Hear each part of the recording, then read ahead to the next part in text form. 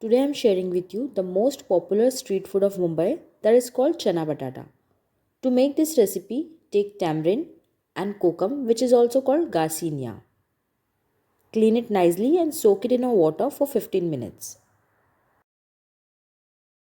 Now in a pan, add oil. Once oil heats up nicely, add in 1 teaspoon cumin, few curry leaves and 1 tablespoon ginger garlic chili paste. Saute it for few minutes. Then add in 1/4 teaspoon turmeric, 2 teaspoon coriander powder, 1 teaspoon cumin powder, 3 teaspoon red chili powder, salt as per taste and saute it for half minute. Add in tamarind and kokum water. Make sure the masala should not burn. For that you keep stirring it. Now add in 2 tablespoon gram flour.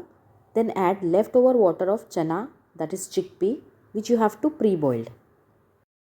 Stir it quickly, make sure it should not form any lumps. When you saute it nicely and you feel nice aroma start coming, then add in 1 cup boiled chana, that is chickpea. Also add 1 boiled potato. Then cover and cook it on low flame only for 3 to 4 minutes.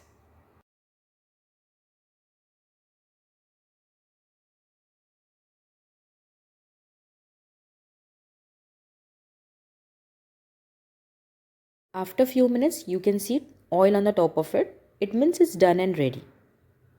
But the most important thing, how you are serving it. Serve it with fried onion, pudina and coriander leaves. Don't forget to add fried onions while serving. It really enhances its taste to the next level. You could also add tamarind and kokum water while serving. Do try this recipe. It is very famous in Mumbai. And if you find my videos interesting, give a like to my video and subscribe to my channel. Thank you for watching.